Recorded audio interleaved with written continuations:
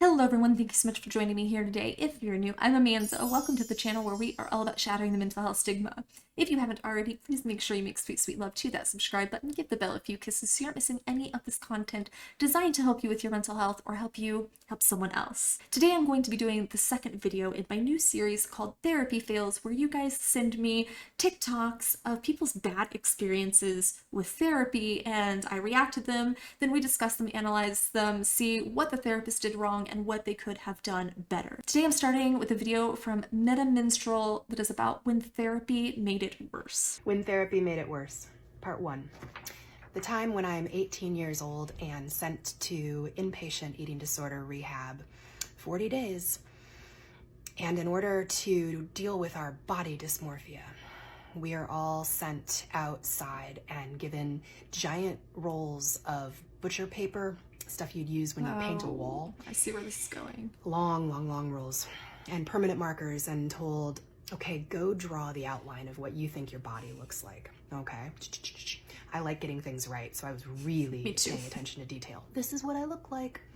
And then we're told, okay, now go lay down inside of the outline you just drew, and somebody's going to come by with a permanent marker and they're going to trace the actual outline of your body. First of all, this actually really reminds me of the first therapist I saw right after my mom passed away. It was maybe a month or two, and she whipped out the butcher paper. Completely different reason, but she wanted me to write down every single traumatic event that I could think of that happened in my life on this ginormous timeline. Now, why it needed to be a ginormous timeline to begin with, I have no idea. But then she also wanted to refer me to a psychiatrist to see if I could get on medication. Talk about tone deaf. Like, lady, I didn't need to hash up my abusive babysitter from my childhood. I needed to grieve my mom. And my point here is that treatment needs to be tailored to each individual. Now, the treatment that this woman is discussing here in this video is actually very common for the treatment of body dysmorphia and eating disorders, and it's often known as body tracing or body outline exercise. The aim is to help clients gain a more accurate perception of their bodies and to challenge these distorted body image thoughts. While this treatment can be very helpful for a lot of people who are struggling with eating disorders and body dysmorphia, exercises like this need to be treated with great sensitivity. And like with all avenues of treatment, professionals need to be trained to know when something is going to be good for their clients and when it's going to be really inappropriate. Well, 18-year-old Josie thought that she'd really screwed that one up and completely failed because even though I had drastically bad body dysmorphia, the outline I drew was not that much different from the actual outline of my, I don't know, size 8, size 10 body.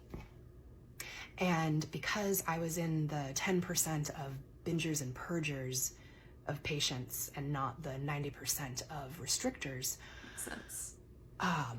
Everybody else had these giant outlines and then their actual self is this small, and I felt like such a freaking failure at having an eating disorder. I mean, how screwed up is that? Like, time and again at that place. Oh, I screwed up having an eating disorder. Thanks, therapy.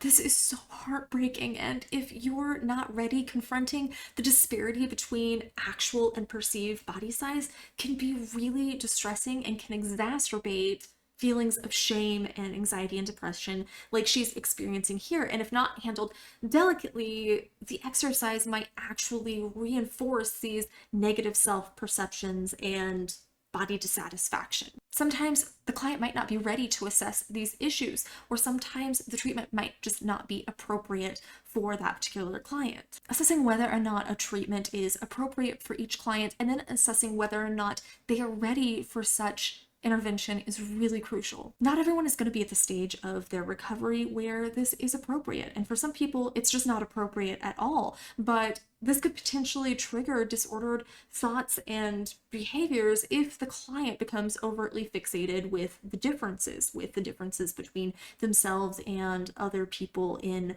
the group. The therapist should also be providing follow-up support and discussion here to help her process these thoughts and emotions that are arising and to mitigate any potential harm. The next video I have for you guys is from Brianneolsen, and it is titled Worst Therapy Experience Ever. So I went back to therapy today for the first time in over 3 years. It's just at the same time. I will never be doing Yeah, that at the again. same time. I feel genuinely 10 times worse than I did going into it.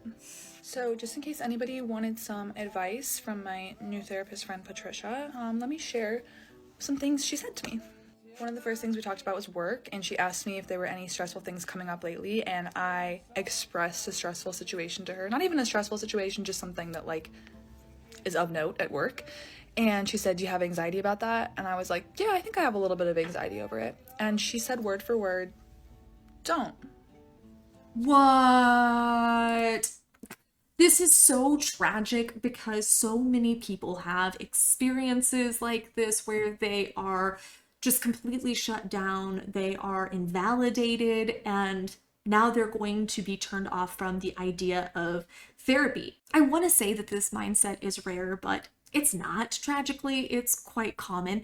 And I guess I can kind of understand if this is the average person that's totally uneducated when it comes to anxiety and mental health. But this is wildly inappropriate to be coming out of the mouth of a mental health professional. Anxiety is a complex condition that often requires coping strategies, therapy, and sometimes even medication. It is not something that can just be turned off by command, and anyone who has literally ever cracked a psychology book should know that.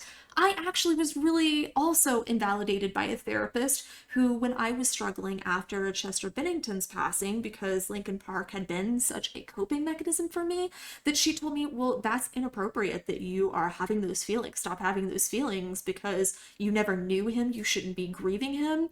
And I had to, number one, I walked out of the session. Number two, I sent her this email telling her about parasocial relationships and how it's not on her to tell me who and what I should grieve or struggle with or have anxiety about, but how I should be dealing with that in a constructive manner. So it is absolutely inappropriate for a professional to tell you you should not be having anxiety about a particular situation, but instead telling you what skills you can use to get through that anxiety, or maybe to lessen the severity or the frequency of the anxiety. Okay, I won't. And then we were talking about my intake forms. You know, I have to fill out all this information. And she was like, "Yeah, it seems like you scored really high on the depression assessment." And I was like, "Thanks. I'm sure you say that to all your patients." She's like, I studied really I'm hard. just curious, like, why you think that is. Like, why do you think that you have depression? Like, where is this stemming from?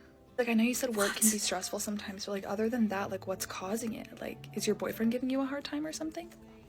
Patricia, like, what?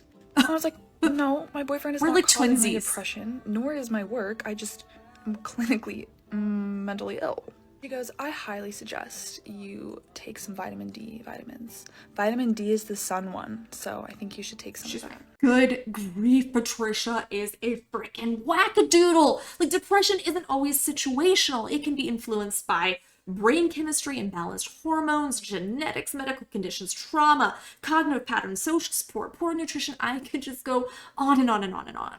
Vitamin D can be helpful. Yes, she's right. It's the sun one. So when you are out in the sun, you are getting vitamin D from that, and it can be helpful. And there are many nutrient deficiencies that can manifest as symptoms of anxiety or depression, or can exacerbate symptoms of anxiety or depression. Yes, certain supplements and a healthy diet can help, but it seems that Patricia is just offering vitamin D as like this blanket solution, like it's going to solve everything, and that is really invalidating to her experience. This is my favorite part.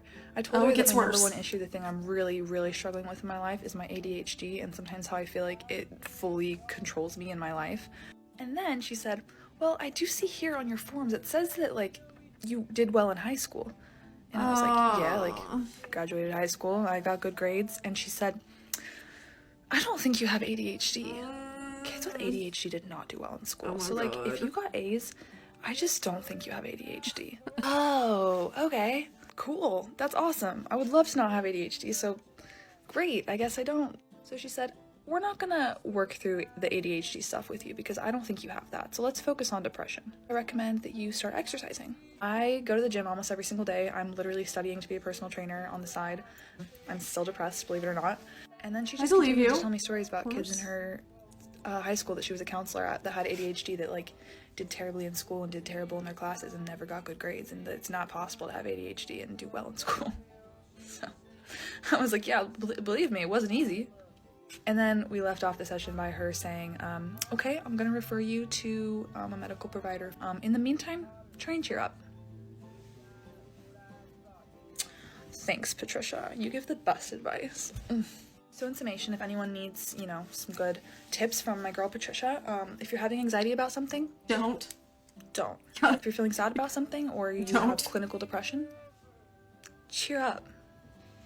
Aww. My friend actually had this exact same thing happen when she went to try to get an ADHD diagnosis so that she could have treatment covered by her insurance, and she just needed relief from her symptoms, and they told her the exact same thing. Now mind you, my friend is in her late 30s, and they said, nope, you can't possibly have ADHD because you did well in school. ADHD, or attention deficit hyperactivity disorder, is a neurodevelopmental disorder that can manifest in a variety of ways and can affect individuals in a variety of ways. So let's dive a little bit into why Miss Patricia's statement is not only inaccurate, but could be dangerous. ADHD symptoms can include inattention, hyperactivity, and impulsivity. Some individuals may primarily struggle with inattention, which is ADHD, predominantly inattentive presentation. Others may have significant hyperactive impulsive symptoms, and this is known as ADHD, predominantly hyperactive impulsive presentation. They can also have a combination of both, which is ADHD combined presentation. Here's the kicker though, many people with ADHD develop compensatory strategies to manage their symptoms, and this is particularly true if they happen to be particularly intelligent or have a really strong support system. They might work harder, they might use organizational tools, or they might rely on their parents, their friends, and their support, like peer support and stuff, to keep up with their obligations. ADHD affects executive function, it affects attention, it affects self-regulation, but it doesn't necessarily affect intelligence. Many people with ADHD are highly intelligent and are completely capable of academic success. People with ADHD can sometimes become hyper-focused, which means that they become intensely focused on something of particular interest to them. This can lead to high performance in subjects or activities that they find engaging. Many individuals with ADHD actually aren't even diagnosed until later in life because they have learned to compensate or cope with their symptoms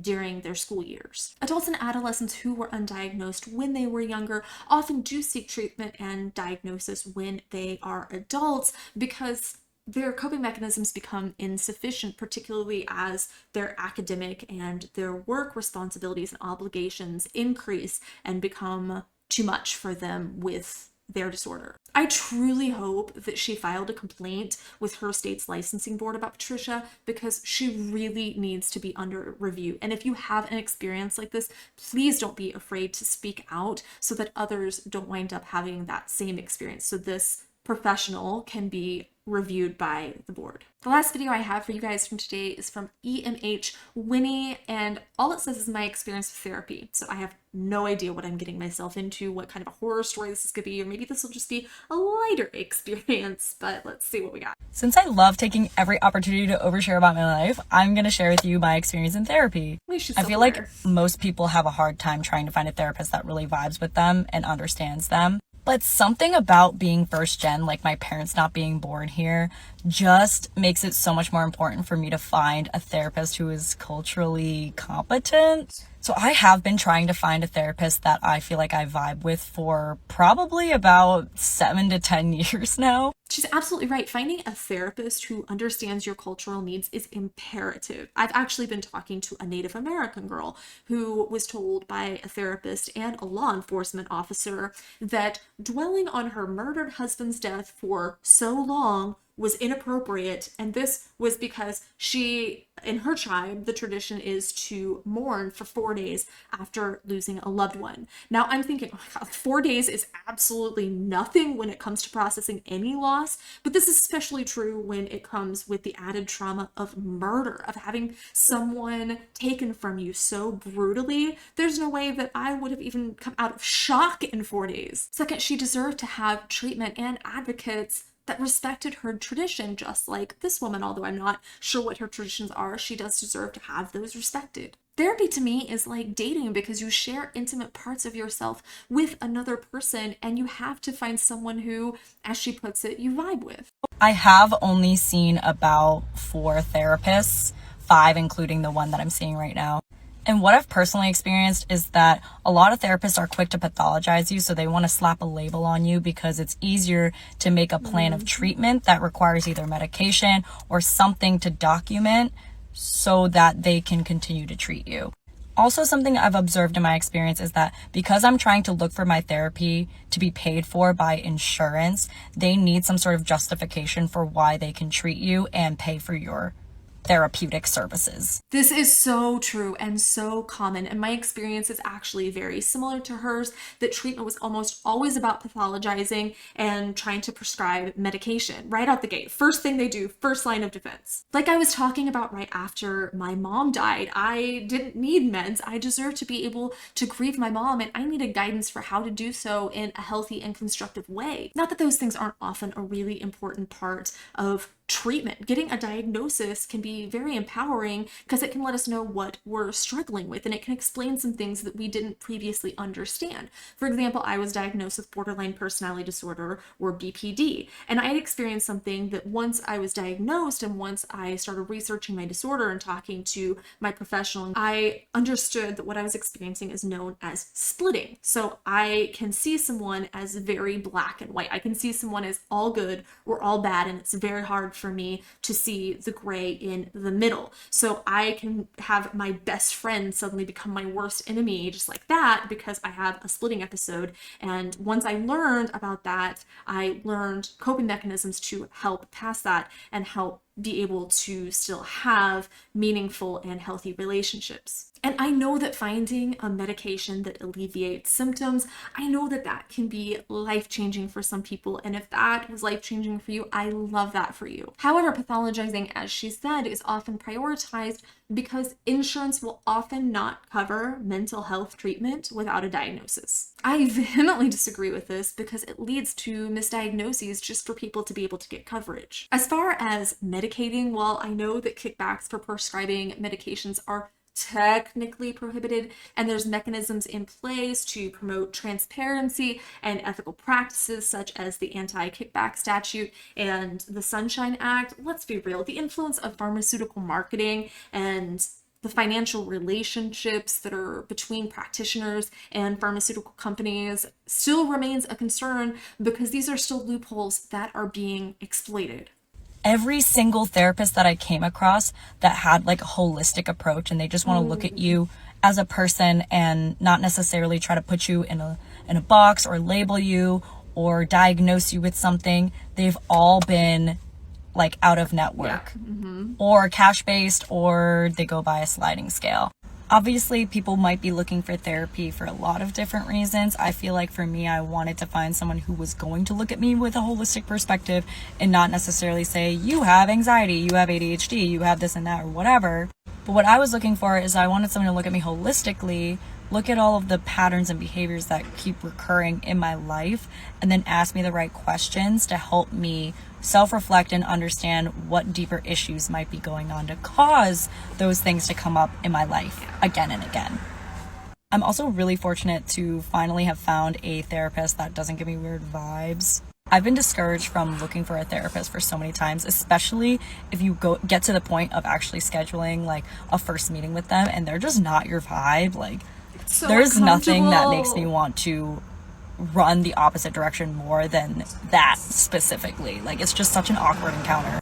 I feel like the term holistic has gotten a bad rap because when people think of holistic, they think, oh, we're just going to use some essential oils to treat your depression. And that's not the case at all. As she said, that refers to a more well-rounded approach to treatment. I love that she brings this up about therapists with holistic approaches often being out of network and not covered, despite there being staggering research that lifestyle changes can often dramatically improve symptoms of anxiety and depression. That's why I created my Happiness Boost course, to make that information all available in one place and not scattered, because nobody that's struggling with their mental health wants to exert the energy to track all of that information down. And I wanted to make it really digestible for people. This is so personal to me because I was guinea pigged on meds for years, dozens of brands, and every single one of them had unbearable side effects. They even tried putting me on kids' doses. It made no difference. I would hallucinate, I would dissociate, I couldn't breathe. I'd think that I was dying or that I was dead or that I was trapped in a dream and I couldn't wake up. It was absolutely horrific. And every time I would bring this up to professionals, their response was always, well, you need to give it a few weeks. My dude, I am pretty sure that that experience is one of Dante's layers of hell. This is another reason that therapist shopping is so beneficial, and it's so important to be upfront and honest about what it is you're looking for. It's completely okay if you are wanting to start with a holistic approach and see if that can make a difference to you, if that can manage your symptoms in a way that you are happy with. You have the right to advocate that for yourself. I always tell therapists that I am not looking to get on medications. Now, I'm always open to hearing the other options they have, the other suggestions that they have, things that they might know that I might not, that are worth exploring. But at the end of the day, it is on us to decide what treatment path we want to go down. Something that she didn't touch on is that you can often find professionals that provide modalities such as CBT, cognitive behavioral therapy, or EMDR, eye movement desensitization and reprocessing, which are more holistic approaches. And these practitioners, because they primarily practice conventional therapy, are usually covered by insurance. So you can oftentimes find therapists that provide holistic treatments within the scope of their conventional therapy practice. That's all I have for you guys today. If you like these therapy fails, please let me know in the comments below. And I'm also curious if anyone else had that very specific therapist pop into your mind when she was talking about just getting a bad vibe walking in on your first appointment. I had a very specific person in mind for that. So I'm curious what your experiences are with that. If you've just ever walked into a therapy appointment and thought, oh, I'm getting really bad vibes. For whatever reason, I just don't like this person and I want to run screaming in the opposite direction. I very much had that experience multiple times actually, but I want to hear your stories about that, because good, bad, and crazy. Share your stories here in the comments. That is how we shatter the mental health stigma, is by talking about it. Make sure you give this video a thumbs up, share it. You never know who might need to see it. I love you guys so much, and I'll see you soon. Mwah.